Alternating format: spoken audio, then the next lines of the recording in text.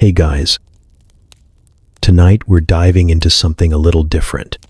The Soviet Union wasn't the spy-filled action movie you've seen on screen.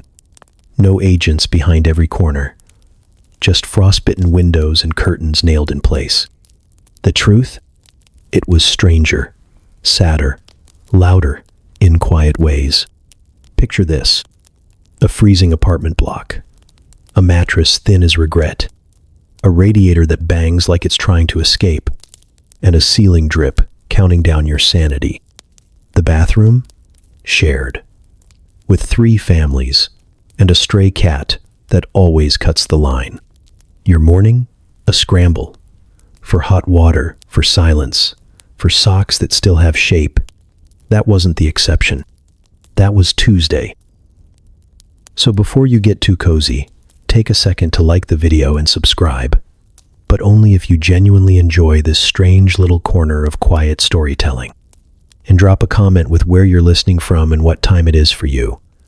It's strangely comforting to know who else is drifting off with us around the world. Now get comfortable, let the day melt away, and we'll drift back together into the quiet corners of the past. Congratulations.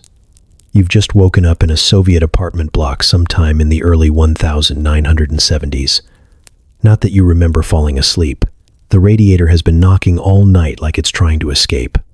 You open your eyes to the pale gray ceiling tiles overhead, one of which is sagging with moisture, a slow, persistent drip landing in the metal bowl on the floor like a ticking clock you can't shut off. The wallpaper is yellowed, peeling in long curls like fingernails, and beneath it, the concrete shows through, cracked, damp, indifferent. You shift in your bed. Your back protests immediately. The mattress is a relic, thin, dented, and filled with some ancient stuffing that may or may not still be straw. The springs are loud, screeching beneath you like a dying bird every time you move. Your blanket, if you can call it that, is a wool rectangle of unknown origin that smells faintly of mildew and onions. You have 2 pillows. One is flat as paper. The other is somehow filled with small rocks. You chose wrong last night. You blink. The light bulb in your ceiling fixture is burnt out again. 3rd time this month. You make a mental note to request a replacement from the building manager, which is adorable, because last time it took 4 weeks and a bribe of 2 oranges. You reach for the window and tug the curtain aside. It's not so much a curtain as a sheet once used for a hospital gurney. Outside, the sky is the color of wet concrete. Below, the courtyard is filled with slush. A few pigeons pick listlessly at a crust of bread that may be older than the building itself. Someone has already started smoking on the floor below you. You can smell it through the vents. Your breath fogs the glass. There's no central heating, only the aforementioned radiator, which alternates between Arctic silence and volcanic rage. Your toes are frozen. Your face is sweating. This is the Soviet thermostat. You get up, slowly, carefully. The floor is cold linoleum, brittle in places and curling up at the corners like it's trying to escape the apartment too. You locate your slippers, one under the bed, the other under last week's newspaper. You step into them and feel the familiar squish of mystery dampness in the toe. The room around you is sparse. A wardrobe, painted a shade of brown that doesn't occur in nature. A bookshelf full of state-approved novels with identical gray spines.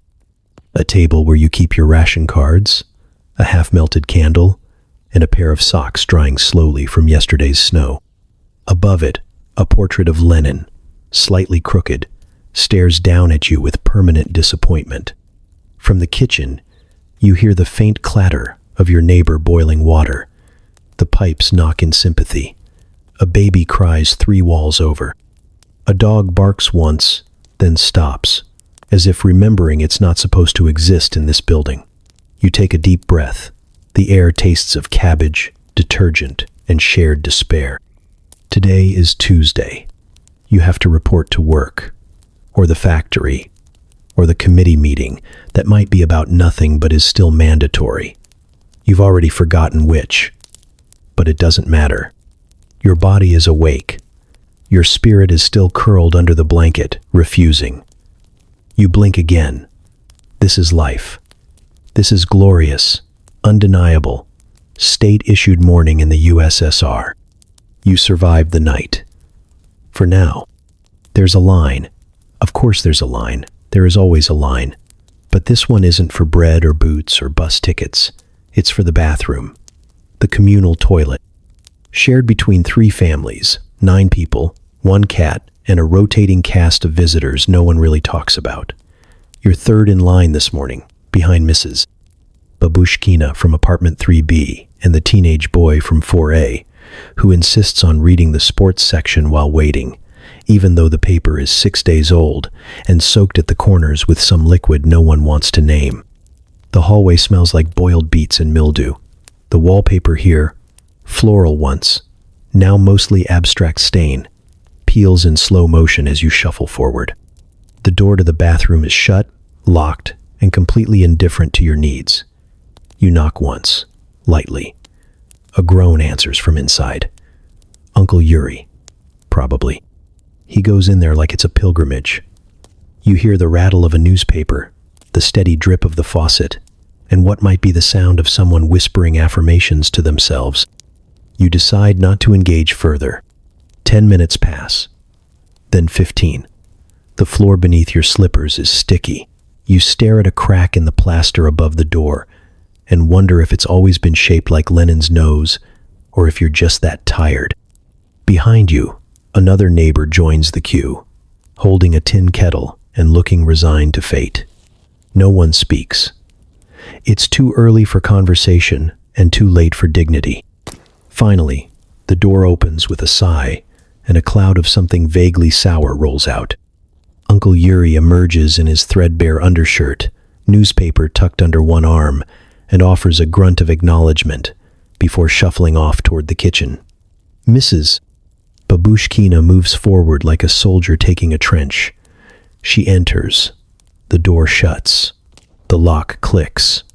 The silence resumes. Another 10 minutes.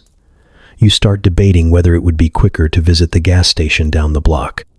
But last time you did that, the attendant made a comment about bourgeois bladder habits, and the stall didn't have a door, just a curtain that flapped. The boy from 4A finally gets in. You wait. Again. The hallway light flickers and buzzes overhead like it's trying to kill itself. You glance at your watch. Your shift starts in 30 minutes. Maybe. You've lost track. Time is more of a suggestion here anyway. At last, it's your turn. You step into the bathroom and close the door behind you, and are immediately struck by the scent. Not awful, just persistent. A mix of rust, damp cloth, and decades of concentrated hope and failure. The sink drips steadily. The faucet only works if you kick it in exactly the right place, and even then, the water comes out in 2 temperatures, freezing and betrayal. You try the handle, a shriek of pipes, a spurt. Then nothing. You give it a practiced kick. There it goes. The toilet is there. Functional. In theory. There's no seat. It cracked in half last year and was never replaced. You hover. You survive. The toilet paper is gone. Again. In its place. A crumpled newspaper page with Khrushchev's face partially torn. You apologize silently to history and carry on. You wash your hands with the communal soap. It smells like metal and feels like lard. The towel on the hook is damp, frayed, and slightly colder than the wall. You wipe your hands on your pants instead. You emerge, victorious, only mildly damp and fully defeated. The next person in line nods solemnly. You pass the baton of suffering without a word. Another day, another miracle, in the motherland. You enter the kitchen like it's a battlefield you've already lost. The linoleum underfoot is peeling, stained with ancient tea spills, and the faded imprint of someone's shoe that hasn't matched a living foot in years. The bulb overhead flickers, like it's got doubts about your future. There's a strange hush to the room, the kind of silence that only happens when everyone present is both hungry and pretending not to be. The kitchen is shared, technically. 3 families, 1 stove, 1 sink, 1 table that wobbles when you breathe near it. Someone's uncle is already sitting there, shirtless, staring into a chipped enamel mug like it's got state secrets hidden in the bottom. The samovar in the corner rattles to life, puffing steam like a wounded dragon. Someone's boiled water, possibly for tea, possibly just because it's the only warm thing in the apartment. You make your way to the fridge. Fridge is generous. It's a pale, humming cube with a door that won't close unless you wedge a chair against it. You open it. Inside, a single beet, wrinkled, staring. The beet has outlived empires. Behind it, a crust of black bread in a wax paper shroud, and something in a jar that might once have been pickles but now just looks like regret in brine. You reach for the pot on the stove instead. It's a communal relic, its surface so blackened it might legally qualify as a piece of coal. Inside, pottage or porridge, or possibly both. It's hard to tell. A beige mush with gray overtones, slightly burned at the edges and congealed in the center like it's trying to become solid to escape. You scoop a ladleful into a bowl that used to be white and sit down. There's no butter. That was a dream someone had once. Sugar is a myth from your grandmother's stories. Salt might be available if you know someone who knows someone. You stir in a splash of water to loosen it, because milk exists only on posters now. You take your first bite. It tastes like wet cardboard, softened by melancholy. Your tea is ready. Sort of. It's more an idea than a beverage. The leaves have been used 3 times already. You pour the water, watch it shift slightly from clear to the color of weak rust, and add a teaspoon of jam. Not for sweetness. There is none left, but for the illusion of flavor. It floats sadly at the top like a lifeboat in a sea of disappointment. Across the table, someone peels a potato and eats it raw. Another person dips crusts of bread into hot water and calls it soup. The radio murmurs softly from the windowsill, broadcasting a cheerful voice, praising the bountiful Soviet harvest while you gnaw through bread dense enough to double as construction material.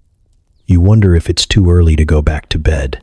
It is, and even if it weren't, your mattress still smells like onions. You finish your porridge and chase it with the final swallow of tea, which has gone cold and now tastes faintly of aluminum and despair. You wipe your spoon with a rag.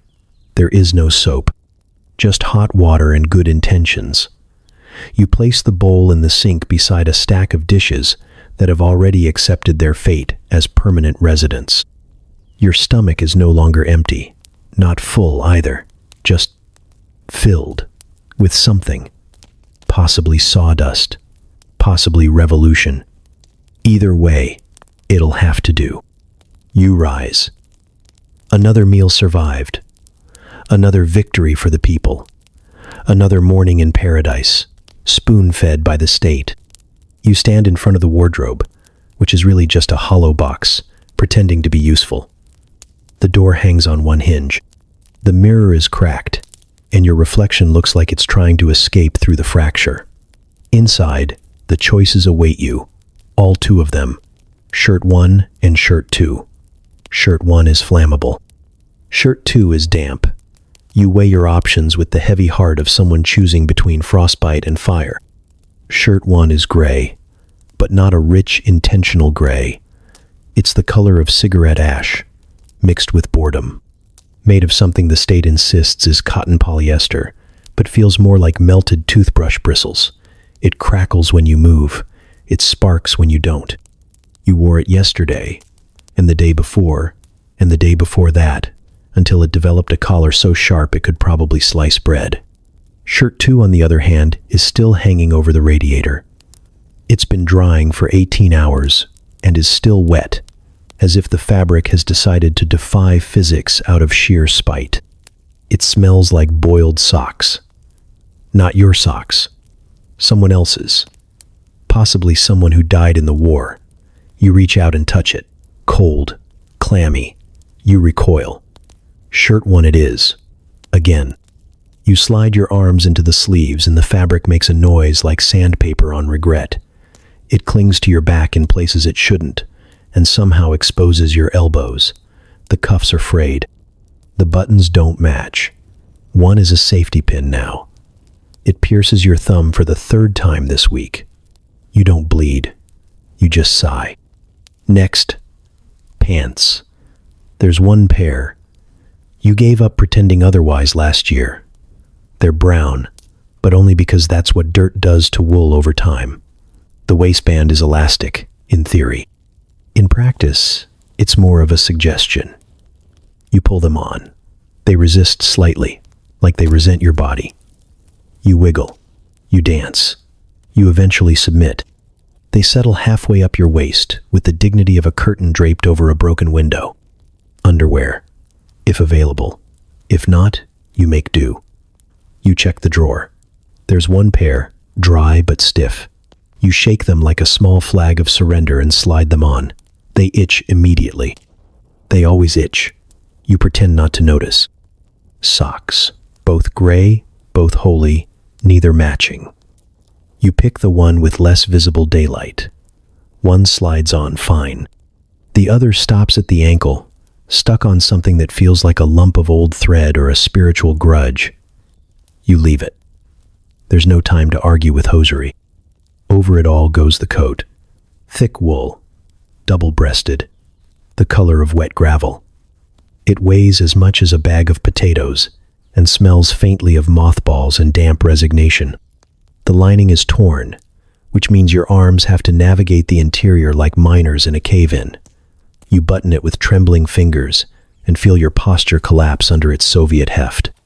There's a hat, of course, Ushanka, brown and matted, with flaps that hang like ears mourning their own existence. You pull it on, and your scalp starts sweating immediately, despite the frost on the inside of the window. You look in the mirror again. The cracked reflection shows you a figure wrapped in a spectrum of gray, brown, and damp beige. You look like someone who fell into a clothing donation bin and emerged victorious but unchanged. Fashion isn't expression here. It's armor. Against wind, against judgment, against hope. You step into your boots, rubber, cracked, and slightly sticky, and head for the door. You are dressed. You are sweating. You are itchy. You are magnificent. Welcome to Soviet fashion. You don't wear it. It wears you. ChatGPT said. You step outside, and the wind greets you like an unpaid debt collector. Sharp, impatient, and deeply personal. Your breath fogs instantly. You pull your coat tighter, but it doesn't help. Cold air snakes in through every seam like it has a key to your soul. The sky is the color of used dishwater. The snow is gray. The ground is frozen. You are late. At the bus stop, there is already a crowd. A wall of wool coats, headscarves, and human misery. No one talks. No one smiles. They just shuffle slightly, huddling close for warmth but never affection. A man lights a cigarette with fingers too red to feel anything. An old woman in a quilted jacket is muttering to herself in rhythmic, resentful syllables. Possibly a prayer, possibly a curse. It's impossible to tell anymore. The bus arrives in a scream of brakes and a cough of black smoke. It's not late, because that would require a schedule. It simply is. The doors groan open like the jaws of some mechanical beast. Inside, the warmth is theoretical. The air smells like boiled cabbage, wet socks, and survival. You board. Not because you want to, but because you must. The crowd moves as one. A sluggish, reluctant river of elbows and scarves. You are pressed forward by the tide. There are no handrails left, only the bodies of others to grab. You find a spot between a man carrying a bag of onions and a woman with a fur hat so large it has its own weather system. You inhale and instantly regret it. The floor is sticky. The ceiling is low.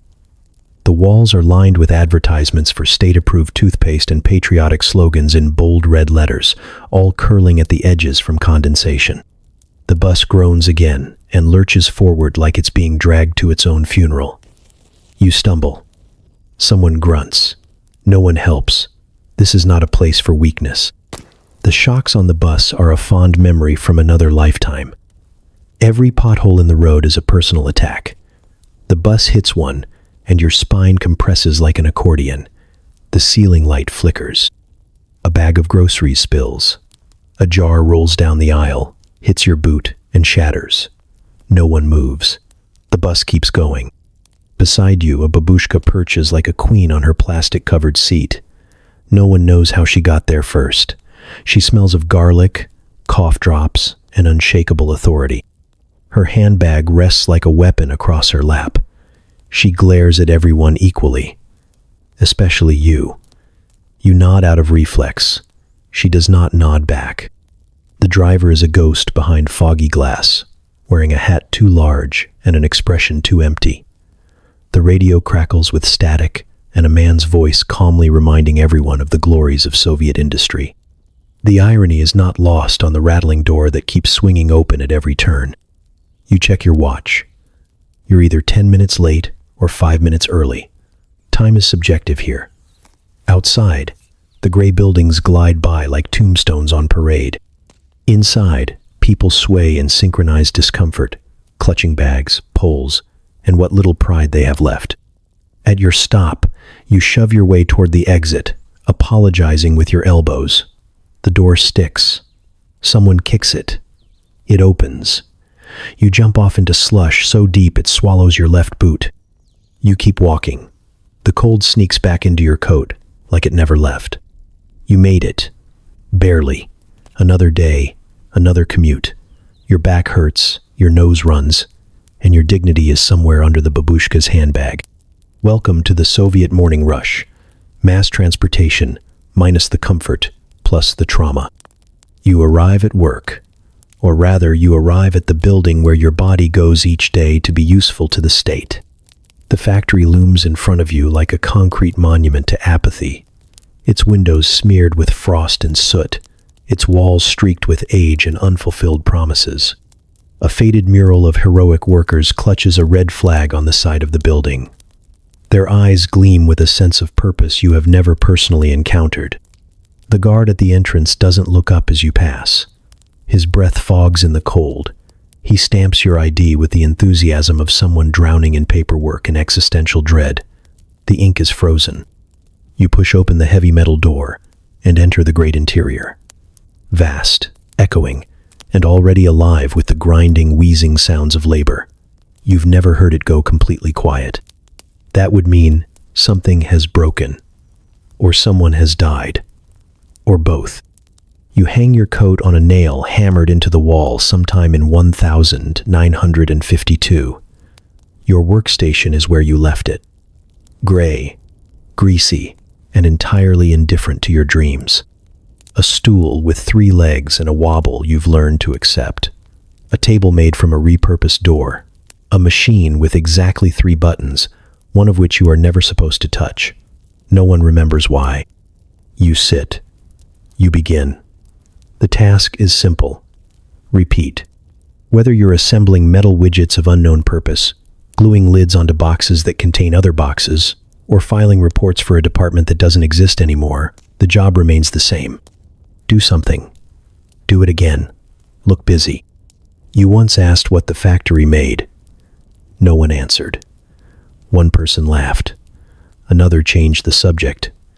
The supervisor said progress, and then immediately changed the radio station. Sometimes you think it might be screws. Other times, something for the military. You've held the same piece of metal in your hand for 6 months. It might be part of a tractor, or a missile, or nothing at all. Your coworkers sit around you like ghosts in gray coveralls. No one talks unless they have to. When they do, it's in low tones, with side glances, like the walls might file a report. Which, honestly, they might. Every desk has a calendar.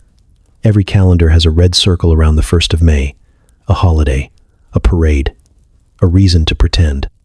The lights flicker overhead, bathing the room in a kind of fluorescent sorrow. You blink and keep gluing, or stamping, or scribbling. The machine grinds, the bell rings. Not for breaks. There are none, not really. But to mark the shift change, that means the next group of tired people gets to sit where you sat and do what you just did. You stand, stretch your back until it pops like an old hinge, and shuffle toward the break room. The break room is a room. In it, one table, 4 mismatched chairs, a kettle that works if you hit it, and a motivational poster that says, "Work is glory." Someone has added a cigarette burn to the word glory. You sit, drink weak tea, and stare into the middle distance with everyone else. No one complains, not out loud, not unless they want to find themselves reassigned to Siberia, or, worse, a job involving chemicals and no windows. You finish your tea, you return to your station. The metal parts are still there, waiting. You don't build dreams here. You build quotas. You don't create. You comply. And if you're lucky, you'll do it well enough to remain invisible. Because in the Soviet Union, work isn't just a duty. It's your identity, your alibi, your performance in the daily theater of survival. And you'd better not miss your cue. He sits in the corner, half hidden behind a tower of folders and the dense smog of his own cigarette smoke. Your supervisor, your manager, your ever-watchful reminder that in this glorious worker's paradise, someone is always paying attention, and not necessarily to your job performance. His name is Ivan Petrovich. No one calls him that. It's just comrade supervisor, or a quiet nod if you're feeling brave. He's not old exactly, but time seems to have settled into the folds of his face like an unpaid debt. His hair is slicked back with something flammable. His glasses are thick enough to distort space. Behind them, his eyes are small, sharp, and constantly scanning. He never smiles, at least not in front of anyone still employed. His voice is flat and nasal, a tone developed from years of giving orders without inflection. You've heard him laugh only once, when the new guy dropped a whole tray of screws and apologized in Polish. He laughed for 20 solid seconds, then wrote him up for sabotage. The new guy's gone now, probably transferred, possibly watched. Ivan's desk is a monument to bureaucracy. Stacks of paper teeter dangerously, held in place by a paperweight shaped like Lenin's head and pure institutional fear. There's a rotary phone that hasn't rung since Brezhnev's last speech, but no one's brave enough to unplug it. A red folder sits permanently at the corner of his desk. No one knows what's in it. You don't want to. Every morning, he makes his rounds. Clipboard in hand, glasses perched on the bridge of his nose, like they're trying to escape. He doesn't walk so much as glide. Soft shoes, heavy stare. You hear the tap-tap of his pen long before you see him. It's not rhythmic, it's surgical. He approaches your station. You pretend to focus. You are screwing something into something. Maybe backwards. Doesn't matter. He watches you for exactly 9 seconds. Long enough for you to wonder if your shirt is too wrinkled or your hair too long. Then he scribbles something on the clipboard and moves on. Did he smile slightly? Was that a twitch? You replay the moment 10 times in your head while tightening bolts on a thing that doesn't do anything. You start sweating. There's a chart on the wall in the break room. Production goals. Everyone's names. Colored pins to indicate quotas met. Your pin is yellow. No one knows what yellow means. Ivan says it's fine. You're not sure if fine is good. You don't ask. He once called a worker into his office for yawning too many times before noon, said it suggested insufficient revolutionary enthusiasm. The worker said he was tired from chopping firewood for his invalid mother.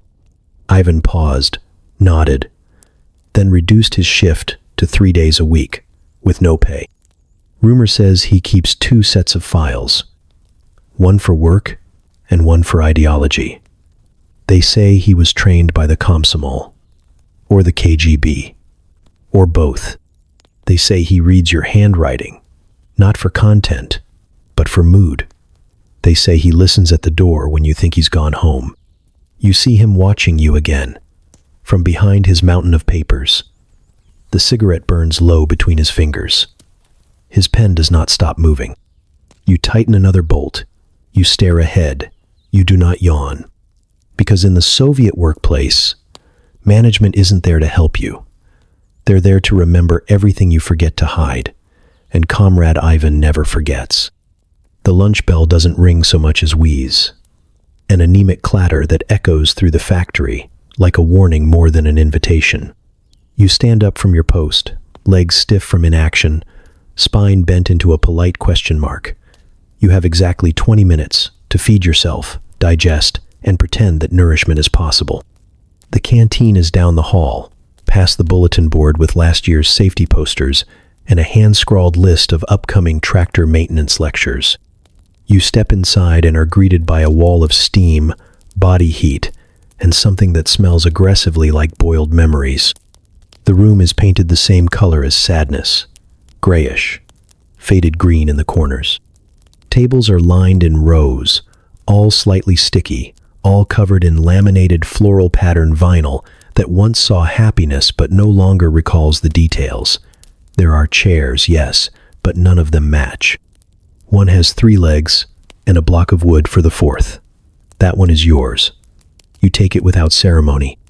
The food queue moves like molasses in January. People shuffle forward, trays in hand, eyes half closed, mouths already in mourning. You reach the front. Behind the glass, a woman in a stained apron ladles your future onto a chipped enamel plate. You don't ask what it is. You know better. Your lunch today is a gray meat cutlet, rectangular, slick, and defying classification. Pork, perhaps. Possibly beef. Most likely mystery.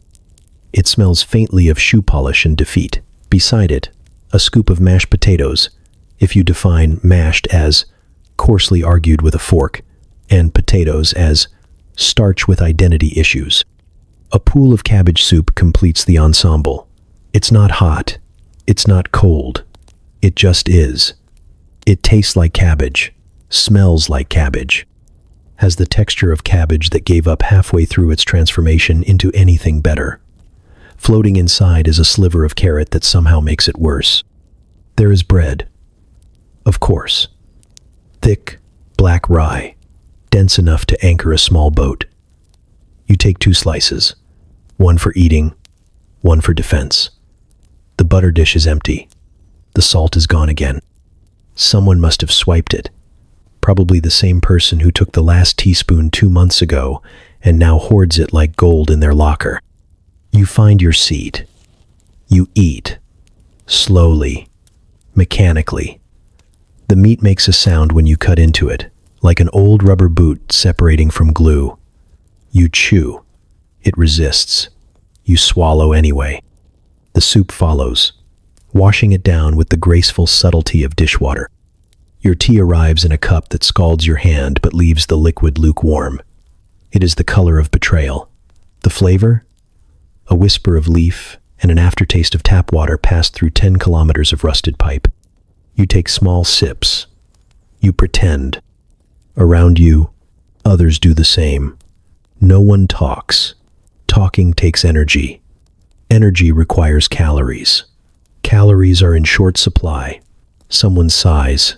Another checks his watch. A third stares at his soup like it insulted his mother. You finish your meal with grim satisfaction. Your stomach is confused. It is not full, but it has stopped asking questions. You return your tray to the bin, where a stack of identical plates waits to be washed with soap that smells like desperation and burns your fingers slightly. You leave the canteen and walk slowly back to your station. You've eaten, technically. You are ready to continue your assigned function. You are fueled by cabbage, disappointment, and a gray meat product that may haunt your dreams. Glory to the people. Lunch is over. ChatGPT said, "The break room is not a break, it is a theater.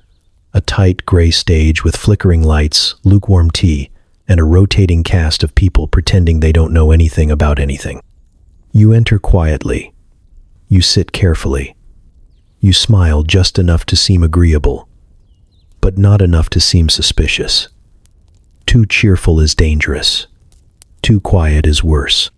3 coworkers are already there. One is reading Pravda, loudly turning each page like it's a performance. Another stirs tea with a spoon made entirely of apathy. The third, Sergei, leans against the windowsill, arms crossed, scanning the room like he's rehearsing a police report in his head. You nod at him. He doesn't nod back. Someone makes a joke about the director's wife. Everyone laughs a little too hard. Then someone else coughs and changes the subject to the weather, which is the safest possible thing a human can discuss in the Soviet Union. You reach into your coat pocket. Your fingers brush against the folded paper tucked between your cigarette pack and a ballpoint pen. You shouldn't have brought it to work. You know that, but you couldn't help it. It's pages from a banned novel, photocopied late at night at someone's cousin's apartment with a whispering typewriter and a blackout curtain drawn tight as breath. The samizdat. Illegal. Dangerous. Delicious. You don't dare read it now. Not here. Not in this room, with its flaking paint and electrical hum and that one vent that looks like it could house a listening device. Maybe it does. You shift your coat to cover your pocket and pick up a stale biscuit someone left on the table. You chew. It tastes like drywall. You swallow anyway. Natalia walks in, trailing the scent of cheap perfume and state secrets. She says hello to no one in particular. She sits. She crosses her legs and begins to talk, casually, about a neighbor who was asked questions last week after saying something unwise about a film. The room tenses. You all pretend not to listen. This is how it works. Gossip isn't entertainment. It's reconnaissance. A protective measure. A test. Who agrees? Who reacts? Who says nothing? You pass every time by doing exactly that. Nothing. There's a bulletin board in the corner. On it, a flyer for the next voluntary ideological seminar. Attendance is encouraged. You missed the last one. You said you had a dentist appointment. You didn't. You were home, reading that book, the one in your pocket, the one with the ideas. You take a sip of tea, lukewarm, vaguely metallic. The taste of fear broods slowly. Outside, the wind scrapes against the window like it wants in. Inside, someone hums a patriotic tune under their breath, and everyone pretends they like it. You check the clock. 2 more minutes. You can survive that. A young technician in the corner mutters something under his breath. Someone else laughs, but not too much. You glance around. Eyes meet, then look away. The break ends not with a bell, but with a shared understanding. You all rise, slowly, carefully, like soldiers returning to the front line. Back to your machines, your desks, your quotas. You carry the biscuit wrapper to the trash and your secret novel in your pocket. You don't look back. You never look back. In the Soviet Union, information is a weapon, and everyone has an empty holster. You hold it as long as you can. You try to wait for home, or for a better opportunity, or perhaps a natural disaster that will make bathrooms obsolete. But your body is not a negotiator. It is a tyrant, and it has made its decision. So you go. To the public restroom. The hallway leading to it smells like mildew and disillusionment. The air is colder here, somehow. The light bulb above the door is out. Again, but still hums faintly, as if trying to remind you that it once mattered. You push the door open and immediately regret your life. The first thing that hits you is the smell. Not bad exactly, not even shocking, just persistent. A wall of odor that says, calmly and without emotion, this is your life now. It is part urine, part wet concrete, part something that might have been cabbage 3 years ago and has since evolved into a new life form. The second thing is the cold. The kind of cold that doesn't just exist, it waits. The wind snakes through the cracks in the brickwork, curling up from the floor, swirling through the open window someone nailed shut last winter but forgot to seal. Your breath clouds instantly.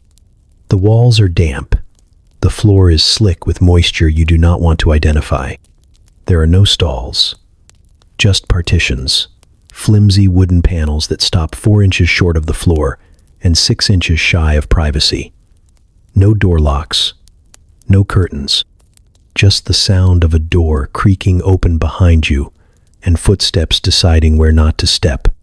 You pick your unit, or rather, the one not currently occupied by someone humming gently to themselves while their coat hangs on the hook that swings like a noose.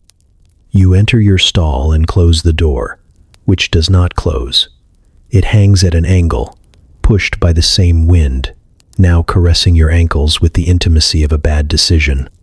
There is no toilet. Not really. Just a concrete platform with a hole. A hole that goes somewhere. You don't want to know where. You look into it once, briefly, and something down there moves. Not much, just enough to confirm that you are not alone. There is no seat. That would imply comfort. There is no flush. That would imply engineering. There is just the hole, the draft, and the sound. The terrible, shifting, wet sound of history happening beneath you. There is no toilet paper, of course, just a square of newsprint nailed to the wall. You glance at it. An article about agricultural quotas and a grain harvest no one believes. You use it. The ink smears. You don't care. There is no sink, just a rusty spout with a knob that spins and nothing else. You rinse your hands with the water from your thermos, which was for tea, but now is for survival. You dry them on your coat. You pretend this didn't happen.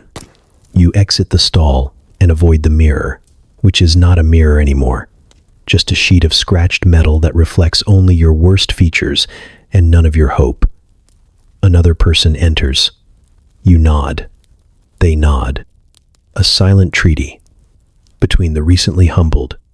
You step back into daylight. The wind feels warmer now. Your soul feels colder. You survived. Technically, in the Soviet Union, sanitation is not a service. It is a challenge. And today, you have endured. You need food, or something like it. So you bundle up, tighten your scarf, and head out into the frostbitten tundra of Soviet commerce. The grocery store is only 2 blocks away, but the line is already visible from the corner, stretching down the sidewalk like a funeral procession for dignity. You join the end.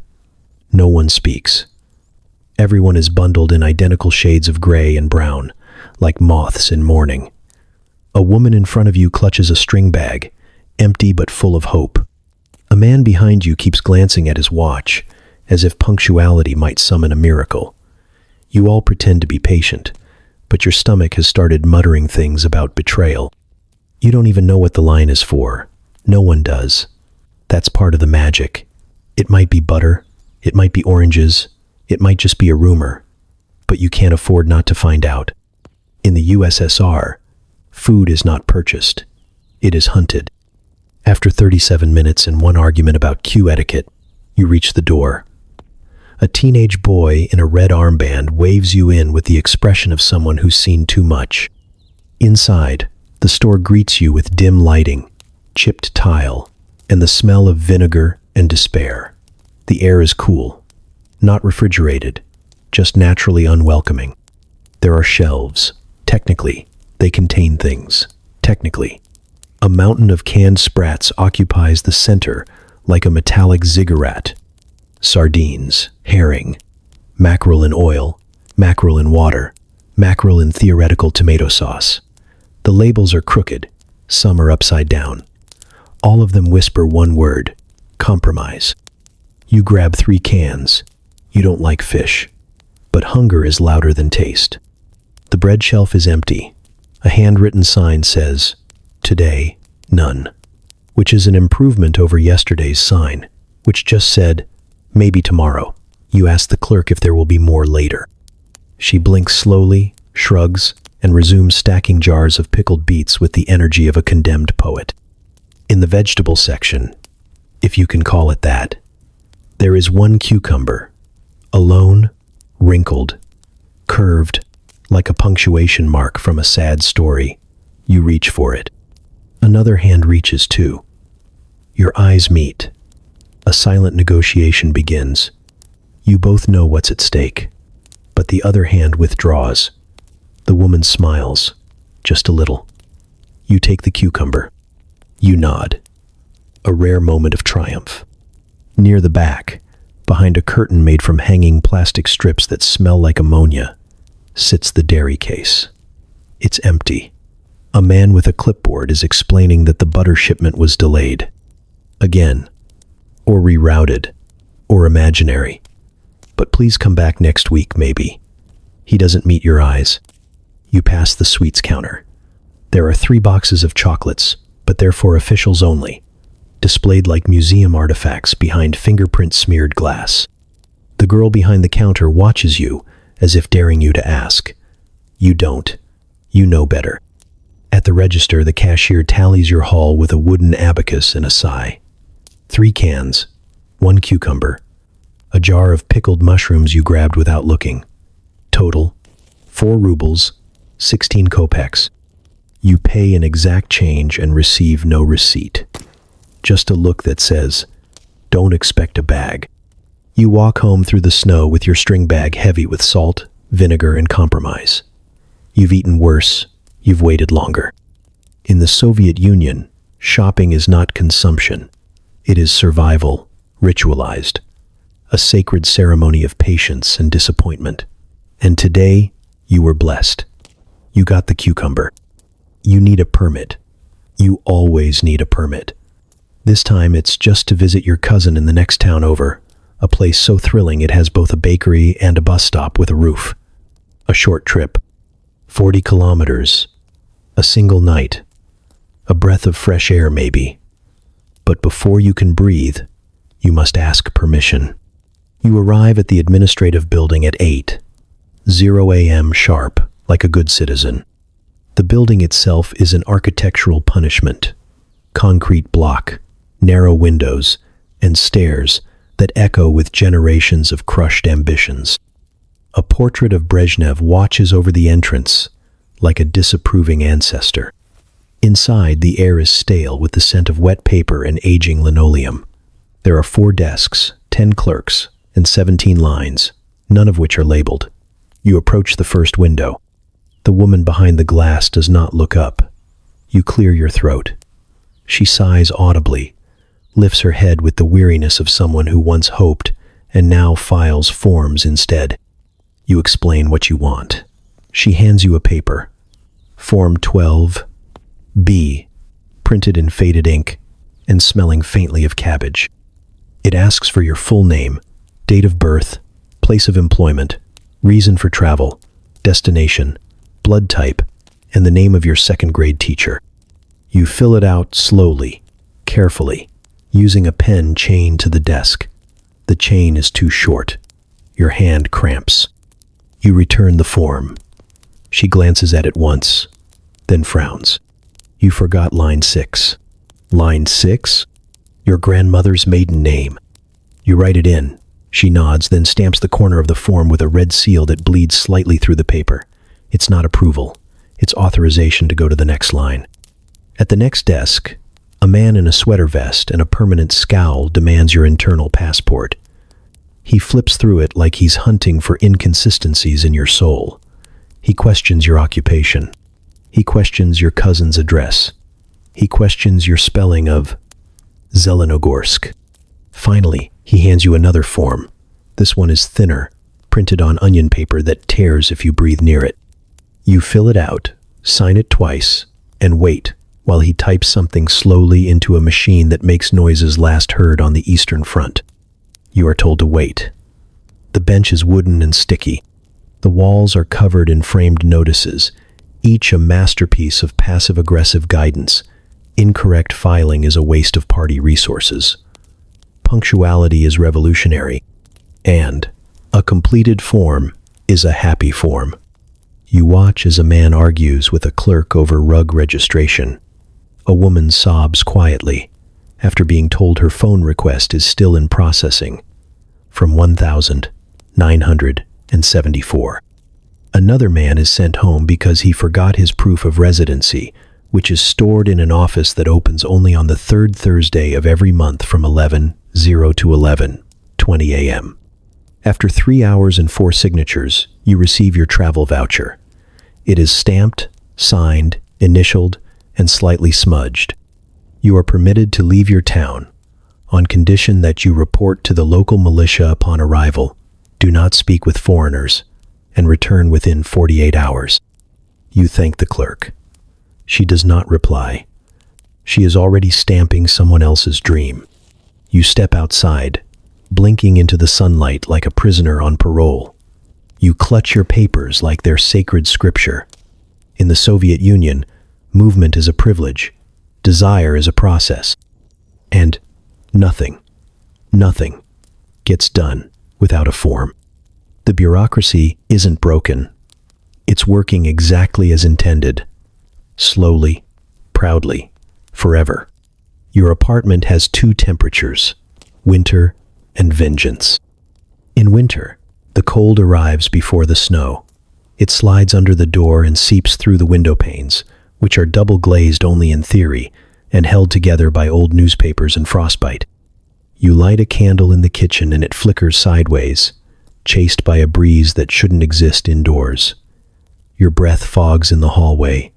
You put on a second pair of socks, then a third, then your hat. Indoors, in bed. The radiator does not work. Then it does. Then it screams. It starts with a faint clicking, soft at first, like a watch ticking inside a drawer. Then the pipes groan, deep and echoing, as if some ancient spirit has awakened inside the plumbing. Finally, a metallic bang, sharp, violent, rhythmic. It continues all night. It sounds like someone trying to escape from inside the wall, using only their forehead and a spoon. You cover your ears. It doesn't help. The radiator is not just a source of heat. It is a participant in your life. A howling, clanging, poorly grounded roommate with terrible timing and no off switch. In February, it fails completely for a week. You huddle by the stove. You boil water just for the illusion of warmth. You wrap yourself in every article of clothing you own. You sleep in wool pants, a sweater, and a scarf wrapped twice around your neck like a stylish noose. You don't undress. You don't wash. You survive. Barely. Then, without warning, the heat returns. In April, now the radiator is alive again, reborn in vengeance. It emits an unholy dry heat, like being licked by a dying furnace. You open the windows. Nothing changes. The radiator does not obey the seasons. It does not acknowledge them. It heats on its own schedule, probably based on some forgotten memo from 1958, and it does not care how many layers you are wearing. Summer is the worst. The sun cooks your concrete block from the outside, while the radiator cooks you from within. You lie motionless in bed, shirtless and sweating, like a dumpling left too long in the steamer. The air does not move. The fan broke last year. You taped it back together with optimism and chewing gum. It now hums but does not spin. You try to sleep. Your sheets are damp with your own betrayal. You kick off the blanket, only to pull it back 10 minutes later when the draft returns. It's a cycle. A war. You never win. You only surrender more creatively each night. You speak to the building manager. He shrugs. It's controlled by the city, he says, gesturing toward the horizon, as though salvation lies just beyond the tram depot. You ask when the city might fix it. He shrugs again, lights a cigarette, and tells you to buy thicker socks. You tell your neighbor. She laughs and offers you a shot of vodka and a blanket knitted by her grandmother during the siege of Leningrad. It held in warmth and despair, she says proudly. You thank her. You take both. In the Soviet apartment, heat is not comfort. It is struggle. It is noise. It is random. It arrives too early, stays too long, and leaves you sweating in January and freezing in June. But you live with it, because it's not like you have a choice. Not here. Not when the radiator has more power over your body than you do. You fall asleep to the sound of metal expanding in the dark. You dream of firewood. You decide to bathe. Not because you feel like it, but because it's your assigned day on the schedule taped to the hallway wall, under the portrait of a glowering cosmonaut, and next to the notice about missing plumbing keys. Friday, 8 to 9 p.m. That's your time. If the hot water cooperates. If no one else gets there first. If the building doesn't decide to sigh and fall asleep instead. You gather your supplies like a soldier going to war. Towel, soap, chipped enamel basin, one half-empty bottle of questionable liquid, labeled Universal Cleaner, for floor, fabric, or hair. You hope it's the last one. You can't be sure anymore. You sniff it. It smells like lemon-scented authority. The bathroom is communal, naturally. Shared between 3 families, a rotating guest, and a child who screams through every rinse cycle. You approach the door and knock softly, like it might retaliate. No answer. You slip inside. The light bulb above the mirror flickers twice before giving up completely. Shadows bloom on the walls. The mirror is fogged even when no one's used it for hours, as if it remembers past steam. The air smells like mildew, wet wool, and the ghosts of all previous baths. The tub squats in the corner.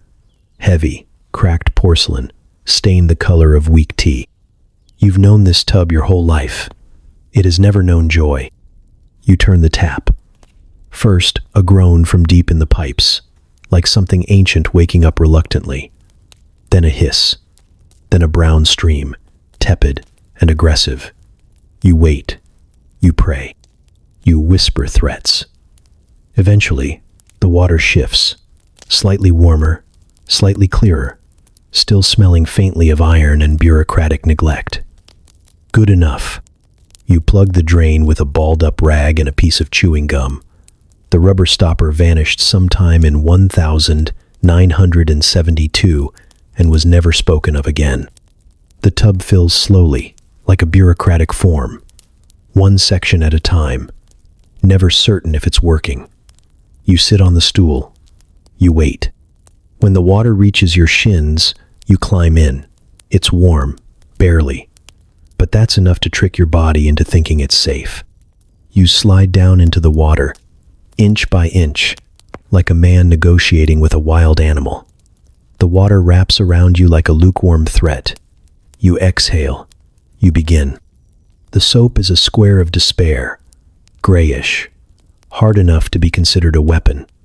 It smells like something that once cleaned a battleship and was never forgiven. You rub it between your palms. Nothing. You scrape it across your arms instead.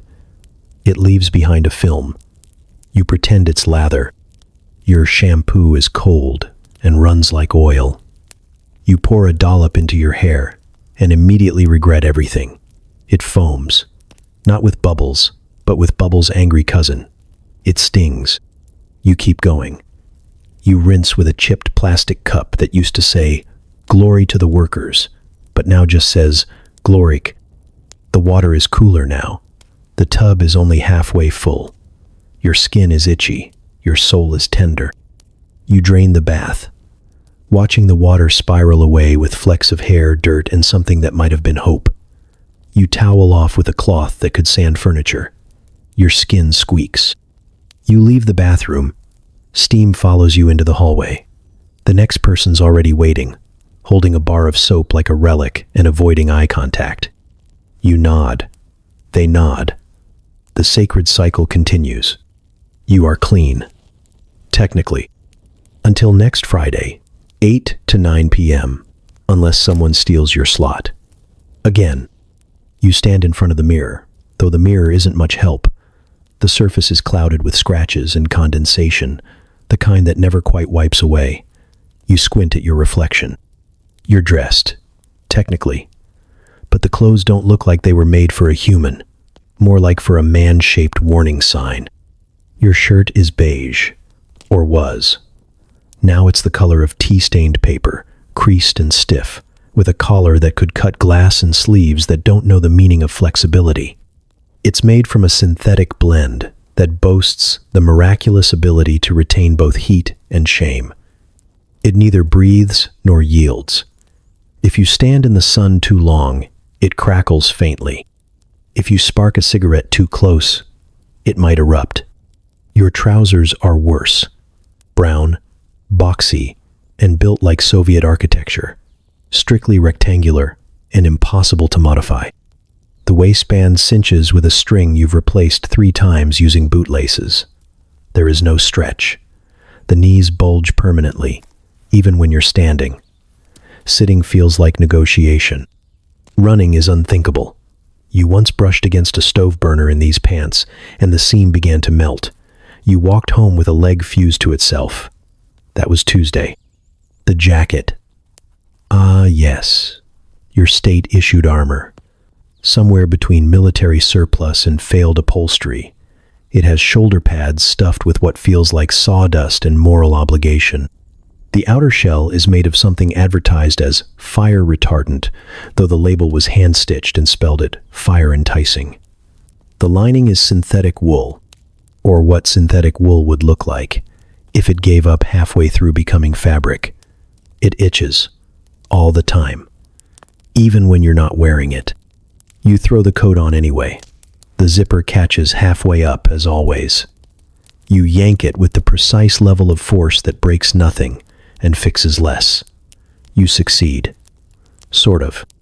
Your socks are not a pair. One is gray with a hole over the toe. The other is formerly white, now the shade of bad coffee. Both itch. The boots you shove them into are rubber, cracked, and vaguely sticky. They squelch.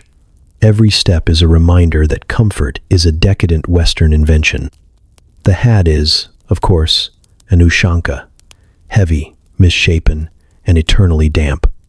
It smells like the inside of an old suitcase and retains heat like an argument. You pull it down over your ears. Your forehead starts sweating instantly. Your neck is freezing. This is normal. Every item you're wearing came from somewhere uncertain. A warehouse, a cousin, a barter, a queue. No tags, no sizes. Just the eternal Soviet truth. It fits if it doesn't fall off. The material is less fabric, more concept. If touched by fire, it would ignite within seconds and scream. You remember last year, when the neighbor's curtain caught a spark from a faulty socket. The whole room went up in smoke in 45 seconds. Her blouse fused to her shoulder. The fireman said, "Ah, yes, standard party. Issue polyester. Highly patriotic. You dress in layers, not for warmth, but as insulation against potential combustion. You've learned to move carefully. No sudden friction. No rubbing against railings. And absolutely no dancing. The last man who danced at a wedding in full synthetic exploded during the second verse of Kalinka. But this is what you wear. Every day. It's all you have. It's all you get. In the Soviet Union, fashion is not expression. It is containment. Of heat. Of movement. Of personality. And God help you, if you ever stand too close to the stove. Entertainment arrives sometime after dinner. If you're lucky, if the power holds, if the neighbor's son hasn't been experimenting with wires again. You sit on the sagging couch, legs wrapped in a blanket that smells faintly of old potatoes. Eyes fixed on the television set like it owes you an apology. The screen flickers. Then it glows. Then it screams a high-pitched whine that makes your fillings ache. You slap the side once, twice. Gently. Then not. The image settles into place. A grainy man in a gray suit is reading something about steel production. He does not blink. You nod along, unsure if you're agreeing or just afraid to look away. There is only one channel. There is always only one channel. It shows speeches, parades, More speeches, long documentaries about tractors, heroic workers, heroic tractor workers, and, if you're very lucky, a 1950s film where two people fall in love but never touch. There is no kissing. There is only piano music, pensive glances, and someone naming the 5-year plan as a metaphor for emotional growth. You try to switch channels out of habit. There is no other channel. The knob comes off in your hand. You sigh, place it on the table, and lean back. The TV sputters again. The screen goes dark. You slap it once more, but it does not return. A thin line of white cuts across the center. Then nothing. You wait. Nothing. You unplug it. Plug it back in. The cord sparks. The smell of melted plastic fills the room. You leave it be. You turn to the radio. The dial is cracked. The tuning knob sticks. You rotate it slowly until a voice emerges from the static, deep and solemn, describing weather patterns over Novosibirsk. You twist further. Music. A balalaika melody. State-approved and painfully cheerful. Then a poem about tractors. Then silence. Then another speech. You leave it on in the background and reach for a book. It's one of the 3 you own that haven't been confiscated, borrowed, or turned into kindling. The spine is cracked. The pages are yellowed and soft. You've read it 23 times, and yet it remains the most exciting thing in your life, because the protagonist once crossed a national border without paperwork. You read until your eyes burn. Then you just stare at the page, pretending. The radio plays an anthem. Someone outside is shouting at their cat. A pipe groans in the wall. The bulb overhead dims slightly, as if exhausted from illuminating this nonsense. Your neighbor knocks. She enters without waiting. She brings a deck of cards and a look of desperation. You play Durac for an hour. You both lose. No one wins. You share a piece of black bread and listen to the tap drip like applause. She leaves. You miss her instantly. You lie in bed, wrapped in your coat. You stare at the ceiling. The radiator hisses. You think about entertainment, about what that word used to mean. A story, a laugh, a voice that wasn't explaining wheat production statistics for the 4th time that week. But here now entertainment is anything that isn't silence, or the state, or both. So you dream. That's where the real theater is. And in the morning you'll turn the TV on again, just to see if anyone blinks. You keep the icon in the back of the drawer, beneath your socks, and an old ration card from the Brezhnev era. It's small, just a sliver of wood with a fading image of a saint whose name you no longer say aloud. The paint is chipped. The gold leaf has dulled. But it watches you, silent and still, each time you open the drawer and pretend you're only looking for underwear. The church down the street was closed before you were born. The state turned it into a warehouse for office furniture that never quite arrived. The dome is rusting now, tilted like it's bowing to something long gone. The bell tower is empty. No bells, just pigeons and echoes. The cross at the top still leans stubbornly eastward. No one dares fix it. You don't talk about God. Not at work, not in public, not unless you want to find yourself reassigned to a job involving concrete and silence. They say the KGB has a list, not of believers, exactly, but of people who still light candles on holidays and look upward too often. You don't want to be on the list. No one does. But maybe everyone already is. Your grandmother used to whisper prayers in the kitchen while she kneaded dough. She'd cross herself quickly, then pretend it was a stretch. She kept a Bible wrapped in a dish towel behind the flour jar. You once asked her why she hid it. She looked at you with eyes that remembered too much and said, "Because truth is fragile here." You haven't seen that Bible since her funeral. At school, they taught you that religion was superstition, that the church was a tool of oppression, that the state is your father, your provider, your only protection from chaos. You nodded. You repeated it. You wrote it down in your essays. You passed the tests. But sometimes, in the cold, when the power flickers and the wind howls down the stairwell, you catch yourself whispering a name. Not Stalin, not Lenin. The other one. You light a candle once a year. Christmas. Not the Soviet one. The old one. January 7th. You shut the curtains. You place the candle on the table. You say nothing. You think everything. You don't even need the words anymore. Just the silence. Your neighbor's child asked about angels once. You heard him through the wall. His mother hushed him so fast the boy started crying. Later, she apologized to no one in particular, loud enough for thin walls and suspicious ears. The man in 5C was taken last year. He was a janitor at the post office, quiet, kept to himself. Someone said they saw him at a baptism. 2 days later, he vanished. His apartment is empty now. The wallpaper peels like it's trying to follow him. On Easter, the air smells different. You can feel it in the stairwell, in the hush of footsteps, in the way old women carry baskets covered with embroidered cloths and don't look anyone in the eye. They go somewhere. A basement maybe.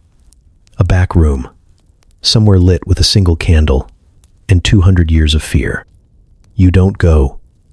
You think about it. Every year. But you don't go.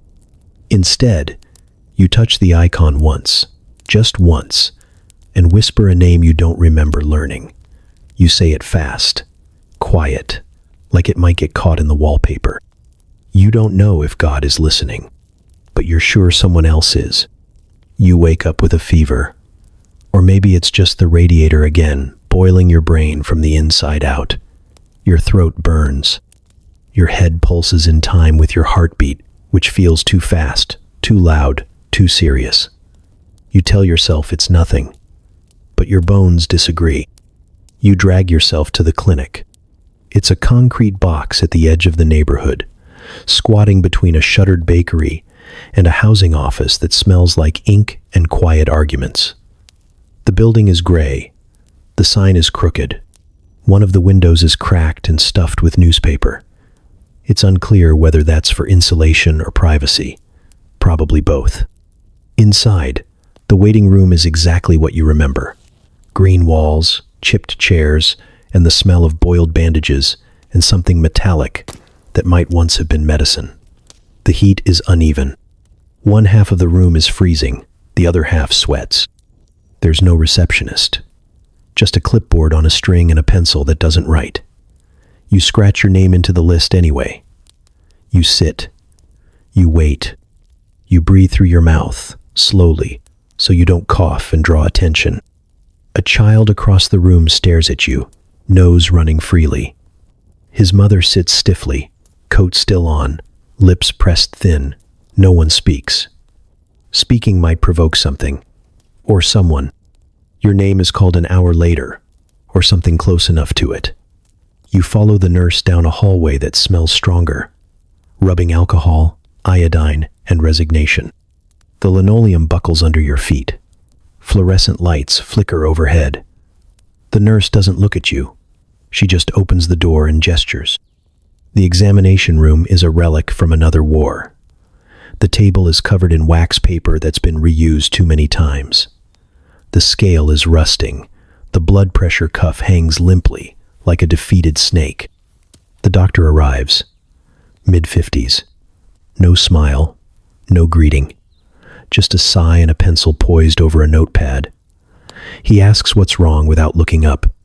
You describe your symptoms. He nods once, slowly, like someone listening to a radio broadcast that won't tune in. He presses a stethoscope to your chest. It's cold and damp. He frowns. He listens longer than you'd like. Then he straightens and writes something on a piece of paper. Aspirin, he says. Drink tea. Stay warm. You ask if it might be the flu. He shrugs. Could be. You ask if he can check. He shrugs again. We don't have tests. But if it's the flu, aspirin will still help. You nod. Because what else can you do? Ask for a second opinion? There's only one doctor in the clinic today. There's only one doctor most days. You've never met a second one. The nurse returns with a packet of pills that rattle like dry promises. The label says, analgin. You don't ask what it treats. It treats everything. You ask if you should stay home from work. The nurse shrugs.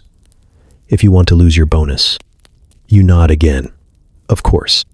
You leave the clinic with a prescription, a rattle in your lungs, and the faint feeling that you're not actually supposed to get better, just quiet. Outside, the wind hits your face like a wet slap. You walk home slowly. Not because you're better, just because it hurts less than asking for help. In the Soviet Union, healthcare is free. Everything else has a cost. ChatGPT said, the bell rings, loud and shrill, echoing off the cinder block walls like a command. You file into the classroom in neat rows, collars buttoned, faces forward, eyes open but careful.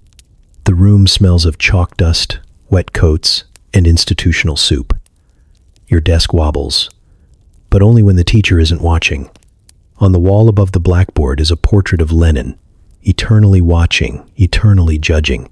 His face is everywhere. Classrooms, stairwells, your notebooks. His eyes seem to follow you when you forget to underline your slogans. You sit. You open your textbook. It's covered in brown paper and held together with tape and silent obedience. Inside, the pages are clean and neat. History is clean and neat too, full of victories, always forward, always upward. The revolution glows golden on every page. There are no famines, no gulags, just great leaps, smiling workers, and factory quotas surpassed by heroic machinists named Boris. The teacher walks in, heels clicking like punctuation. She's wrapped in wool and ideology, carrying a red binder and the weight of 10,000 slogans. Good morning, comrades, she says.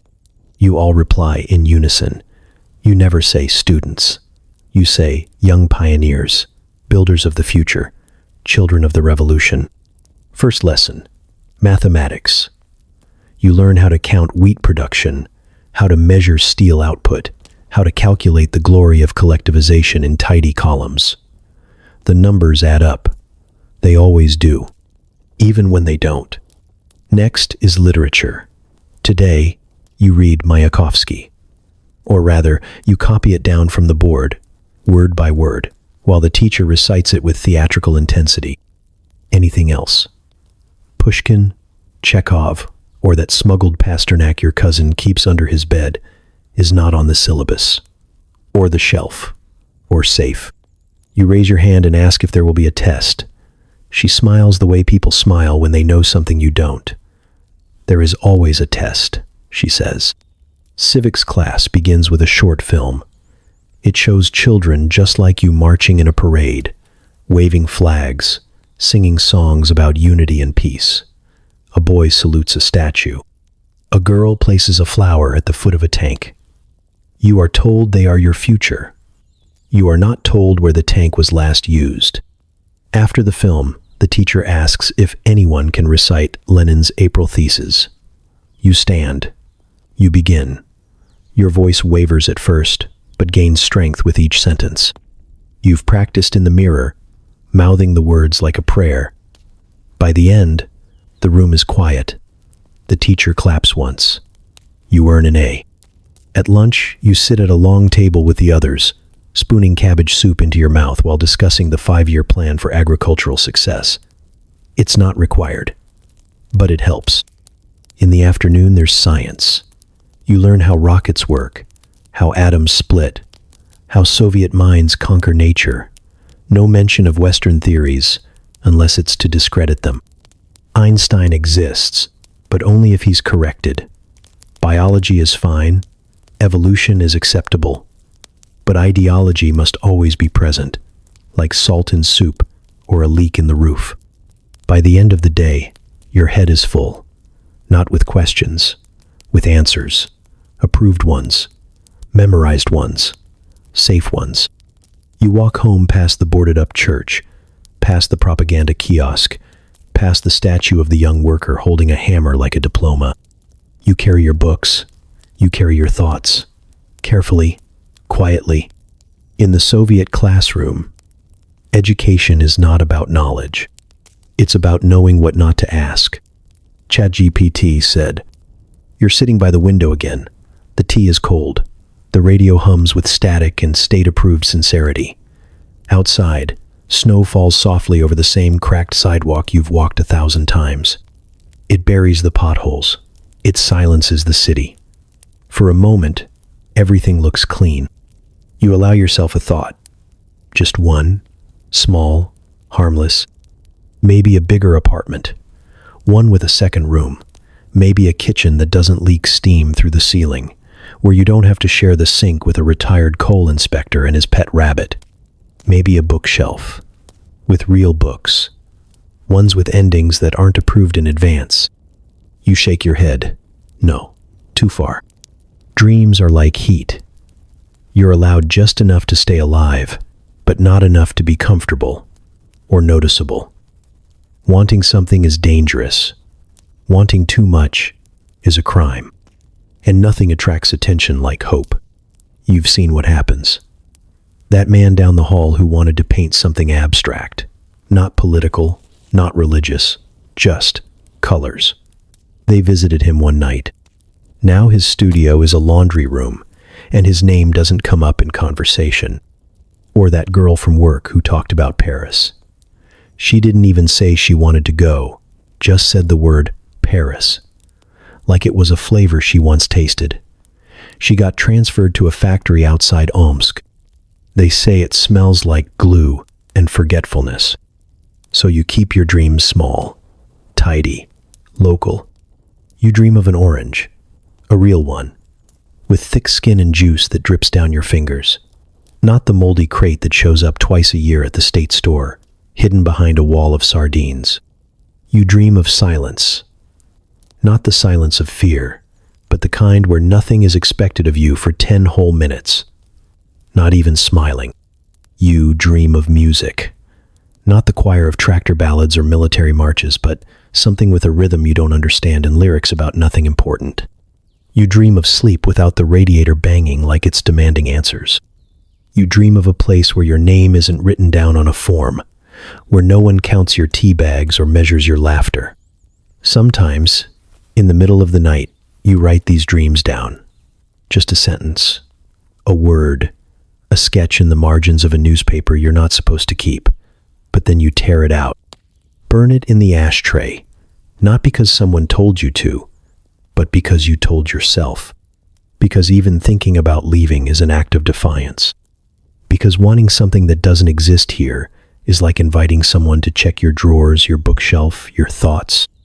So you stop. You learn to want less. You master the art of being content. You train yourself to smile at good soup. You celebrate a full light bulb. You nod enthusiastically at someone else's promotion to senior clerk of envelope inspection. You convince yourself this is enough. Because here, dreaming is not a pastime. It's a liability. And silence. Real, practiced, perfected silence is the only thing that still feels safe. You take a sip of cold tea. You close the curtain. You put on the radio. You hear the voice of a newsreader praising another factory's glorious overproduction of cement. You nod along, and you forget the orange. The wall clicks. Just once. A faint tick behind the cupboard where you keep the bread and the tea and the jar of sugar you refill with crushed hopes. You freeze. You listen. It could be a pipe settling. It could be the radiator whispering threats. Or it could be the old man in apartment 3 shifting in his chair again. You lower your voice. You weren't even talking. You were humming. A Western tune, quietly, carelessly. You stop. Apartment 3 is directly below you. A tidy little unit with one lamp that never turns off and one curtain that never opens. The man inside wears wool year-round and doesn't blink enough. He nods when you pass him in the stairwell. He never says hello. You never say it back. You know his name is Vasily. That's all. You don't know where he worked. You don't know if he still does. He's retired, maybe. Or maybe not. He always seems to know when your cousin visits. When your lights go on. When your radio plays something just a little too foreign at just the wrong volume. Last month, he knocked on your door to let you know your window was open. Letting in too much air, he said, and voices travel. You thanked him. You shut the window. You didn't ask how he could hear your conversation from a floor below. That night, you moved the armchair away from the vent. You spoke a little softer. You turned the dial on your thoughts down to neutral. The walls in your building are thinner than promises. Every cough echoes like a confession. Every laugh sounds suspicious. When your neighbor upstairs drops her saucepan, it's like thunder. When you say anything too honest, you imagine someone writing it down behind wallpaper that listens. Sometimes you hear footsteps above you, footsteps below you, and you can't tell if they're real or just your own guilt pacing. Your wife tells you to stop being paranoid, but she also whispers it. You've seen the little black wire hanging near the hallway light. No one mentions it. It's probably for something else. Electricity, or mice, or microphones. You go to the market. Vasily is there. He doesn't buy anything. He just stands near the potatoes, pretending to compare prices. There are no prices. There is one price, and he doesn't carry a bag. He nods at you. You nod back. You count the seconds before he looks away. He doesn't. You do. You return home and check your mail. Nothing, except a pamphlet on vigilance. How to report anti-Soviet behavior. It's addressed to resident. You throw it away. Carefully, quietly. Your friend from work hasn't been to visit in weeks. You wonder if you said something. If they did, if someone else repeated it. You wonder if Vasily leaned too close to the heating pipe, or if he just took notes. That night, you talk only about soup. You wonder what it would be like to sing, just once, loudly, recklessly. You wonder what it would be like to say what you think. You don't. Of course you don't. You turn on the faucet before you speak. You turn on the radio before you disagree. You check the light bulbs for shadows. You live in an apartment full of doors but no privacy. Rooms but no secrets. Neighbors but no trust. You go to bed. You do not dream out loud. And downstairs, apartment 3 turns off the lamp. Just for 1 second. It starts like most things here. With a line. You don't know what it's for. You never do. That's not important. What matters is that it's there, and that other people are in it. A line means possibility. A line means scarcity has arrived, and maybe, just maybe, today, you'll be part of the lucky few who run out of disappointment, just as the last item is handed over. So you join it. You don't ask questions. You don't make eye contact. You just insert yourself behind the woman in the green headscarf and in front of the man muttering to himself about sugar. You're number 20-something, maybe 30.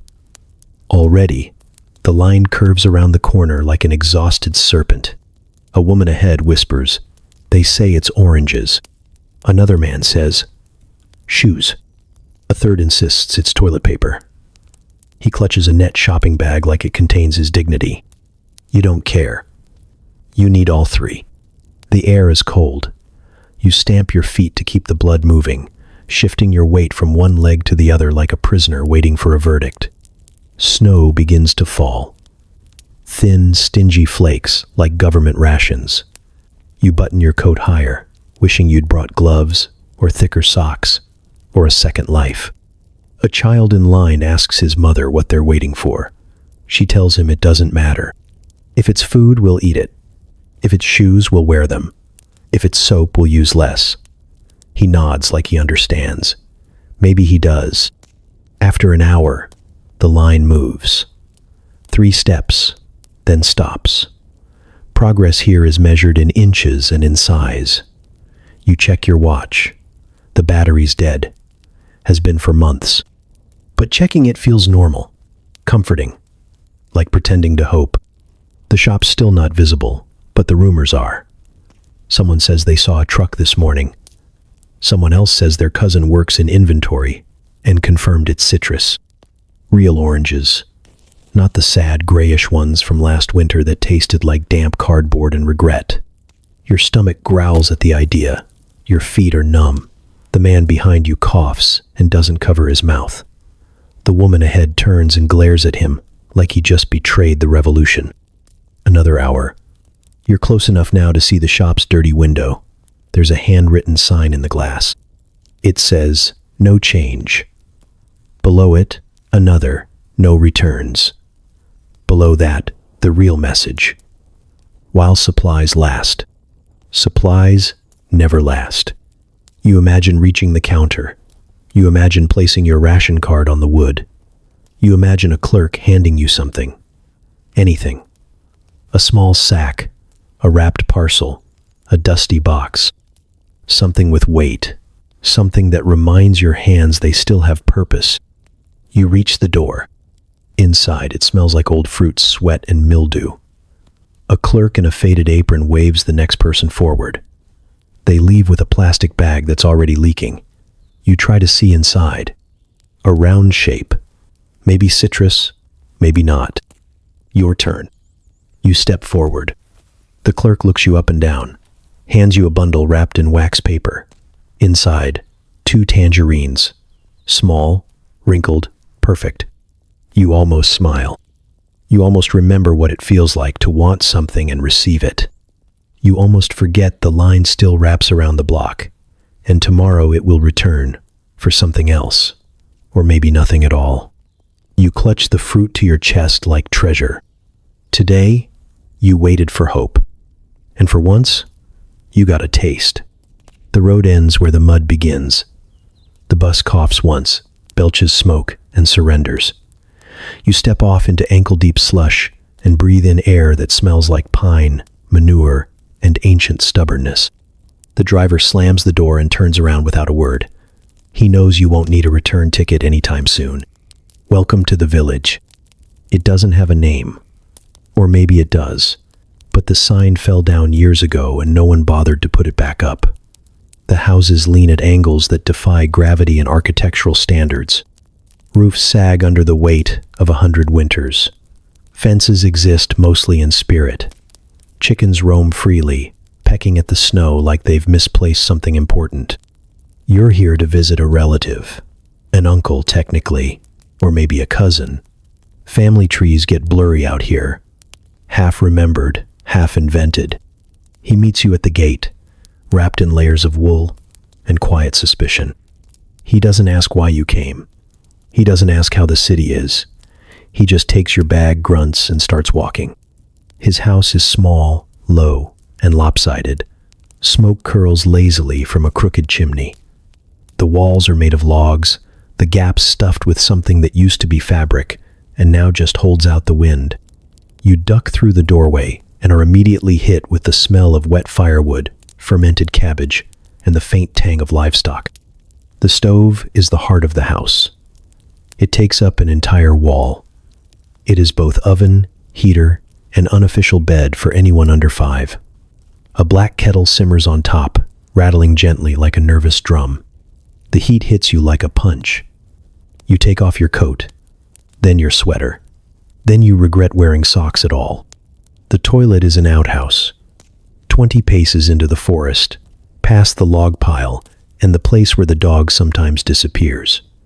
You are given a flashlight. It doesn't work. You are told to go before dark. Electricity is available, but only if you ask nicely and don't use more than one bulb at a time. The radio runs on batteries, and it only gets one station, static, with occasional folk songs and threats about harvest quotas. The TV is decorative. It holds a vase. You eat what is served. No exceptions. Boiled potatoes, pickled mushrooms, bread that's more air than dough, and a shot of vodka that could strip paint. You drink it. You smile. You lie about its flavor. Your uncle nods once, satisfied. The meal ends when the bread runs out, or the conversation does, whichever comes first. The babushka who lives next door visits without knocking. She brings with her a jar of homemade something and a stare that peels paint. She asks if you're married, employed, and what your opinions are on tractors. You answer carefully. She blesses you anyway. With one hand, the other holds a chicken. The chicken stays for dinner, not as food, as company. At night, you sleep in a room with a curtain instead of a door, and a blanket that smells like generations. The wind howls. The stove pops. You hear something walking across the floorboards. It's either the cat or the chicken. You don't check. In the village, time doesn't move forward. It settles, like dust, like snow, like silence. And in the morning, when the rooster screams at 4:30, you rise, throw on your boots, and step into a world that never asked for clocks. The lights go out without warning. No flicker. No final gasp. Just sudden darkness, thick and certain, like a curtain dropped in the middle of your life. You don't move at first. You wait, like maybe it's just a blink, a hiccup in the system, something that can be reversed by sheer disappointment. But the darkness stays. It's the third time this week. You fumble toward the drawer, the one that sticks, the one you've kicked 3 times today. Inside, 2 candles, a box of matches that may or may not spark, and a pocket flashlight with batteries that were tired during Brezhnev. You strike the match. It sputters, then glows. For now, the candle hisses as the flame licks the wick. It throws a small, trembling circle of light around your kitchen table, enough to see your chipped teacup, enough to notice that the crumbs from yesterday's bread have not been replaced with today's. You wrap a shawl around your shoulders. The heat vanished, the same moment the lights did. The radiator is silent, more so than usual. You exhale and see it, your breath, indoors. You don't bother checking the phone. It hasn't worked since the last thunderstorm decided your neighborhood was an enemy of progress. The radio, too, sits mute. You give it a try anyway, turning the dial with pointless hope. Nothing, just that hollow hush of absent voices. You sit. You wait. The wind outside starts to howl. Not a breeze, but the kind of wind that's mad about something. It rattles the windows, whistles through the cracks in the wall, makes you question whether you should have used thicker curtains or, perhaps, fled the country in 1979. But you didn't. So now you sit by candlelight, huddled in your coat, listening to the sounds of a society losing power, in every sense of the word. You think about food, not because you're hungry, though you are, but because there's nothing else to think about. The fridge is out, of course. You opened it once already, instinctively. It groaned like a wounded animal and offered a single jar of pickled beets and a stick of margarine older than some countries. You don't open it again. You need the cold to stay trapped. Your neighbor knocks. 2 short, 1 long. The usual signal. You let her in. She brings half a candle, 3 boiled potatoes wrapped in cloth, and no conversation. You sit together in the dark, trading silence like currency. You chew slowly. The candle flickers. She knits. You stare at the wall. Somewhere down the hallway, a child starts crying. Somewhere else, a man shouts at the ceiling. Somewhere even farther, a babushka hums a song that has no beginning and no end. You close your eyes. You try not to think of better places. You try not to think of electric lights that stay on or soup that doesn't taste like yesterday's apology. You try not to think of a life that functions without interruptions and duct tape. Instead, you focus on the flame, small, fragile, your whole world, condensed into a trembling puddle of light. Eventually, the neighbor leaves. She nods once and disappears into the dark. You lie down, fully dressed, coat zipped, hat on. You pull a blanket over your face and pretend it's warmth. You hear the pipes creak. The candle sighs and finally gives up. Black again. Just another Tuesday. In the Union, the power goes out often. The lights come back, eventually. But some things, once dark, stay that way. You hang the flag again this morning. Red cloth, white hammer and sickle, one corner torn slightly from the wind that never stops clawing at your windows. You smooth it out with practiced hands, pin it in place over the balcony railing, and step back to admire it. Not for beauty, not for pride, but for visibility. It's important that people see. Across the courtyard, 23 other flags flutter in near-perfect unison. Yours was the last to go up today, late by 6 minutes. You wonder if someone noticed. You hope they didn't write it down. You go inside. The anthem is playing on the radio, mandatory. Every morning at 7:00, piped through a box that only turns off when the power does. You stand. You place your hand over your heart. You don't sing out loud. No one does, but your lips move. You hit every syllable, miss nothing. You nod solemnly at the final note. Your wife mouths the words too, stirring her kasha, as if this is normal. It is normal. At work, you begin your shift with the slogan of the day. Labor is the pride of the people. You say it with enthusiasm, with rhythm, with just enough volume to be noticed, but not mocked. The others do too. No one looks at each other. You write it once on your clipboard, then again on the wall-sized board near the break room, where Comrade of the Month is chosen by number of slogans recited, not tasks completed. You've won 3 times. That's not a coincidence. You're a quick learner. A colleague jokes under his breath. Something about the pride of labor being what's left after the factory breaks down. You don't laugh. You pretend you didn't hear. You make a mental note to speak more loudly at lunch, just in case someone else thought you agreed. At the store, a woman hands out pins with Lenin's profile stamped in tin. You accept one, smile, pin it to your coat above your heart. You already have 5, but each new one is a reaffirmation. A layer of armor, a small red shield against suspicion. You pass a mural painted on the side of a school, bright colors fading in the cold, depicting children with impossible smiles marching beneath a golden sun. Above them, the phrase, "The motherland sees all." You nod at it, not because you're proud, because someone might be watching to see if you nod. You attend the parade on Sunday. Of course you do. You wave your flag. You cheer when the tanks pass. You clap when the slogans are shouted. You even sing the chorus of the youth anthem, just loudly enough to be noticed by the officer near the kiosk. Your hands hurt from clapping. Your jaw hurts from smiling. Later, in the privacy of your kitchen, you close the curtain and exhale. The smile slides off your face like a coat. You sit in silence. You stir cold tea. You avoid the mirror. You do not speak. Your neighbor knocks. She's collecting names for a new community improvement initiative. Window displays, posters, a petition for a louder anthem speaker. You sign it. Of course you do.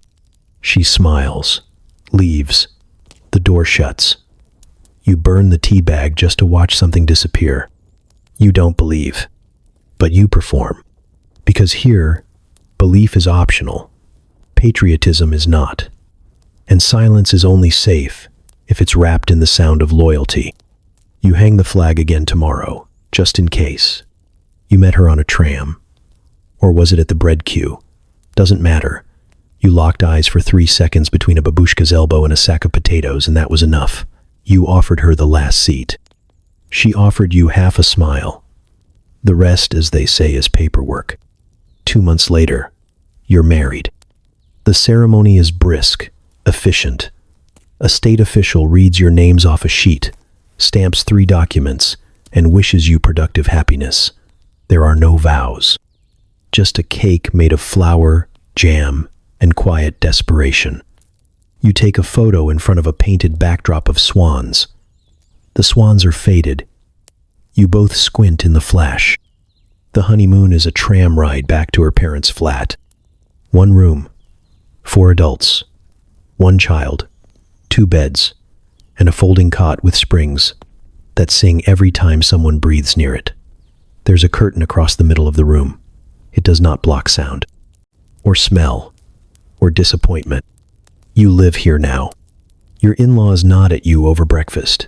Her father reads Pravda without looking up. Her mother makes tea so strong it removes emotion. The child stares at you like a new pet. You smile. He doesn't. You hang your coat on the same nail as her father's. Your shoes line up beside her mother's. Your toothbrush shares a cup with the family comb. You're part of the system now. Integrated. Intertwined. At night, you and your wife whisper under a blanket while the child snores and the radiator bangs like it's judging you. You hold hands sometimes. Once, you kissed her shoulder.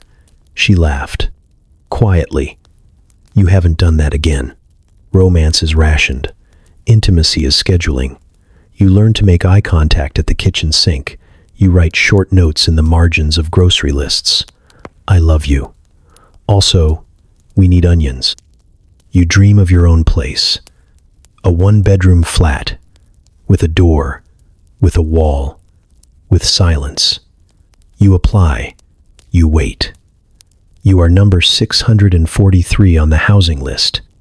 Estimated approval, 9 years. Maybe 11 if someone ahead of you dies peacefully. Until then, you live like roommates in a performance art piece about boundaries. The fights are short and whispered. Why didn't you get bread? Why did you say that in front of my mother? Where is the towel? The apologies are quieter, a touch on the arm. A stolen second of eye contact before the door creaks and the child needs something again. On your anniversary, you gift her a boiled egg and a poem scribbled on ration paper. She gives you her last piece of chocolate. You eat it together, behind the curtain, pretending you're alone. You talk about the future, like it's a place you'll visit someday. A flat with a balcony, a couch, a room where you can close the door and leave the light on. You lower your voices when you speak of it. You don't want to wake the child, or the neighbors, or reality. You love her. You know you do. But here, love is a quiet kind of survival. It's not flowers and music and moonlight. It's holding hands while waiting in line. It's splitting your last cigarette. It's saying, I'm still here, with a glance when everything else is shared. And one day, maybe, you'll get that flat. But for now, you kiss her wrist between snores and go back to sleep. You don't remember when it became a habit. Maybe it was the 3rd winter, or the 5th job, or the first time you stood in line for 4 hours and went home with a single onion and the sound of your own thoughts. Either way, the bottle appeared. Like an old friend, like surrender with a screw cap. Vodka is cheap. Cheaper than shoes. Cheaper than sugar. Definitely cheaper than therapy, which doesn't exist in a place where you're not supposed to feel things that need fixing. Pain is a private indulgence. But vodka? Vodka is patriotic. It comes with a state seal and a government-printed label that peels off in your hand.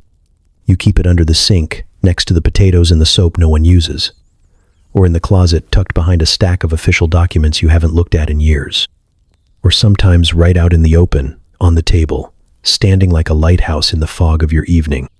You drink it cold, always cold, not because you like it that way, but because the apartment is freezing, the bottle sweats, you don't.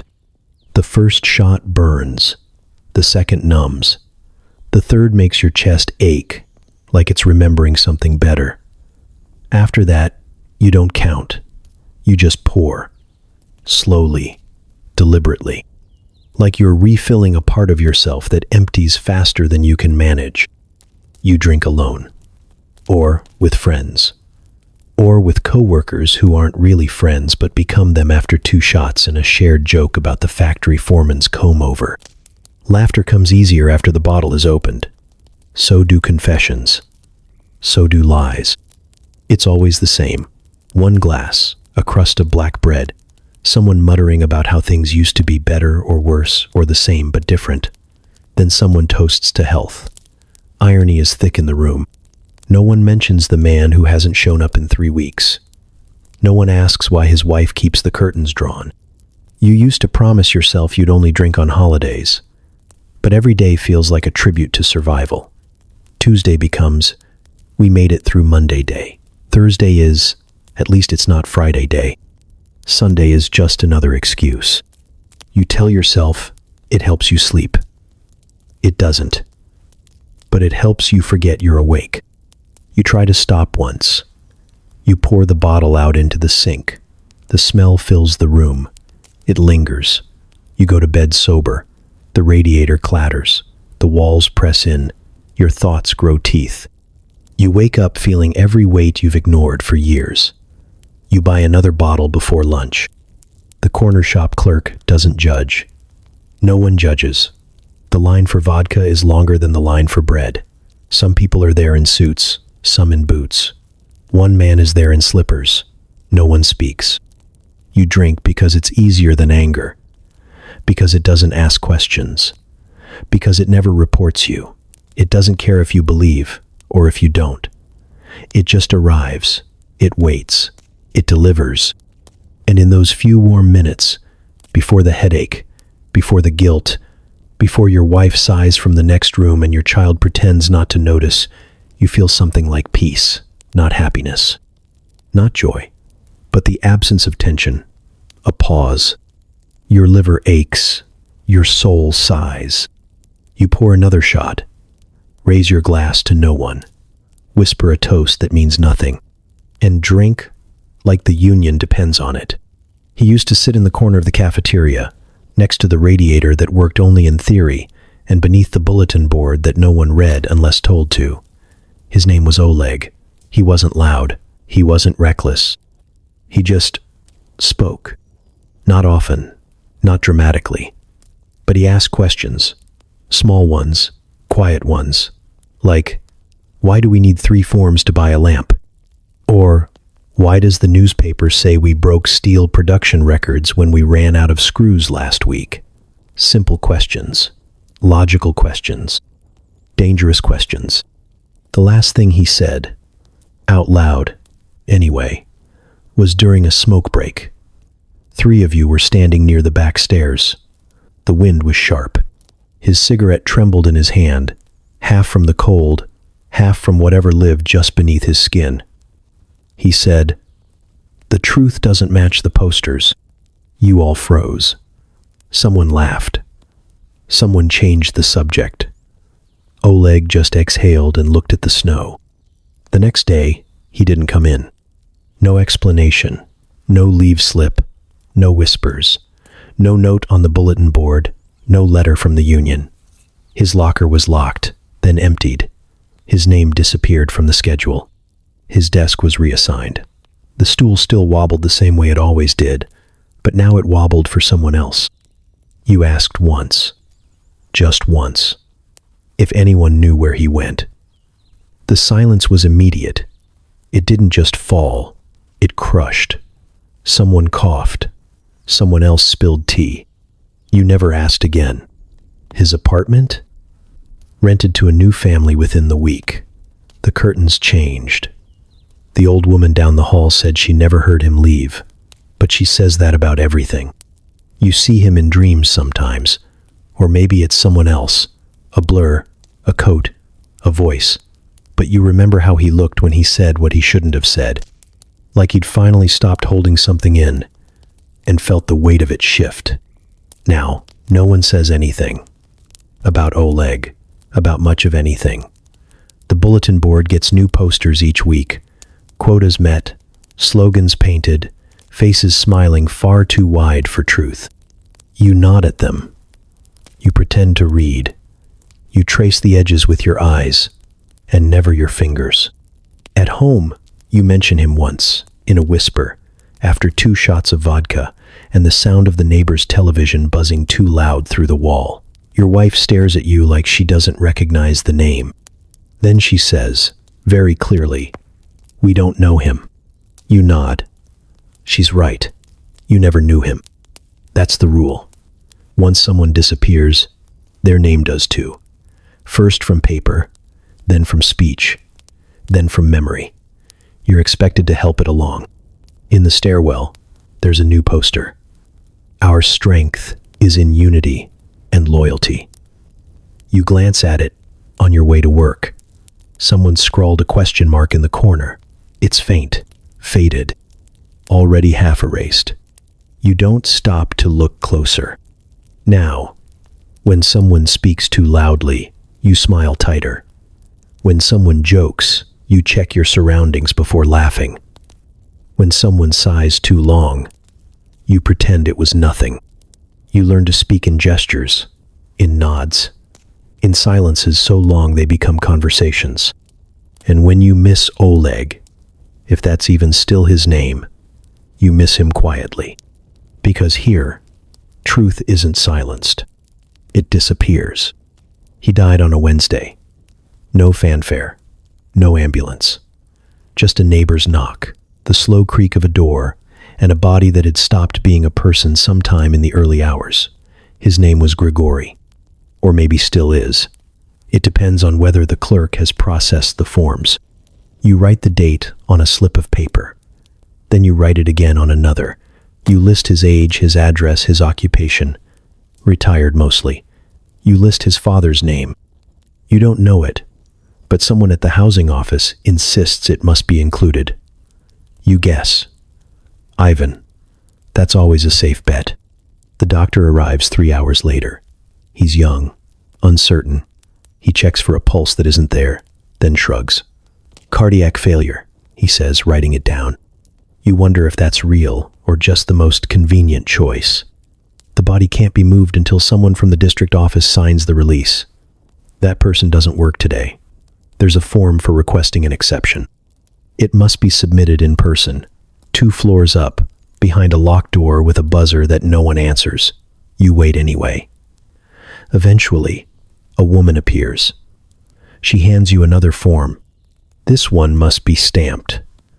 The person with the stamp is on lunch. By evening, the paperwork has been started. Not completed. Just started. The neighbors drift in and out of the hallway, offering half-mumbled condolences and fully whispered suggestions. Someone leaves a loaf of black bread on your table. Someone else brings vodka. Because grief is easier with something to hold. The state provides a funeral allotment if you apply within 72 hours and can prove the deceased was not guilty of antisocial behavior. You look at the form. There's a box to check. No known infractions. You check it. Grigory once said something unwise about Khrushchev, quietly, over soup. You decide that doesn't count. You're told the cemetery is full. Then you're told there's space, if the burial is done quickly. Before Friday, the man says, flipping through a ledger. After that, we start digging in the other lot. The other lot has no headstones, just wooden markers that lean like they're trying to leave. You pick the sooner option. The funeral home smells like damp cardboard and fading carnations. The coffin is made of pressboard, with handles that feel like they'd snap under the weight of grief alone. You nod. You pay what you can. You barter for the rest. The ceremony is brief. There's no priest, just an official in a coat too large, reading a speech too vague. A faithful citizen, he says. A contributor to our collective progress. You wonder if he even knows Grigory's name. You lower the box into the ground with borrowed ropes. The dirt is cold, the sky is gray. A child sneezes, someone coughs. Someone else lights a cigarette and doesn't apologize. There's no music, no flowers, just silence and paperwork. Afterward, you walk home through slush. At your door, the postman hands you another envelope. Inside, a request for confirmation that the apartment Grigory occupied is now available for reassignment. You stare at it. You sign it. Grief here doesn't linger. There's no time for it. Death must be documented, filed, boxed, and buried. And then the next name appears on the housing list. A new body will fill the space. The wallpaper stays the same. You sit down, you pour a shot, you drink it, and Grigori fades, like the ink on his last form. You made it. Through the alarms, the cues, the quotas, through the dead-eyed stares and the cabbage-scented air, through another day of practiced nods and perfectly average behavior. You survived. That's supposed to be enough. You step into the apartment. The door doesn't creak. It groans, like even it's tired of opening for you. Your wife glances up from the table, where she's slicing bread, with the precision of someone who remembers ration lines as war zones. She doesn't ask how your day was. You don't ask either. There's nothing new. Nothing worth speaking aloud. Only the stove's faint whistle and the clink of ceramic bowls that have never been replaced, only repaired. You eat in silence. It tastes like boiled nothing, but warm. That counts for something. You chew. You swallow. You pretend you aren't dreaming of butter. The radio buzzes. The usual voice. Male. Deep. Unwavering. He praises a tractor brigade. He lists achievements. You stare at the floor and count the lies by syllable. Somewhere between glorious output and record wheat harvest, you finish your meal. You wipe your hands on a cloth that used to be a towel. You nod to your wife. She nods back. You go to the bathroom. The faucet hisses like it's warning you. The mirror doesn't fog. It's too cold. Your face stares back at you like a stranger who still owes rent. You brush your teeth with state-issued paste that tastes like regret. Then you undress slowly, methodically. Each layer removed feels more like shedding armor than clothing. Your undershirt clings to you like obligation. You fold it anyway. The bed is already made. Sort of. The sheets are thin, the mattress older than your marriage. You crawl in without ceremony. You lie flat, arms at your sides, like you're preparing for a very dull funeral. Your wife slips in beside you. You don't touch. You don't speak. There's no room for warmth, not really. Just body heat and shared fatigue. You stare at the ceiling. It stares back. Outside, a dog barks, distant, then a clatter. Pipes or wind, or maybe someone dropping the illusion of contentment. You wonder briefly what it would be like to live somewhere else, just for a moment, not to escape. You're too practical for that. Just to be anonymous. To sit in a cafe and not know your table number was recorded. To buy a pair of socks because they fit, not because they existed. You wonder what your soul looks like now, if it has teeth left, if it still dreams in color. But dreaming is inefficient. You survived. You performed. You smiled at the manager's joke. You clapped when the supervisor praised collective labor. You did not ask questions. You did not answer the wrong ones. You filed your forms. You stood where told. You earned your rest. You pull the blanket over your shoulders. It's scratchy. It always is. You shift your weight to the left to avoid the spring that pokes your back like a reminder. Your wife exhales once, then goes still. You close your eyes. You sleep, not peacefully, not deeply, but officially. And that's all anyone asks.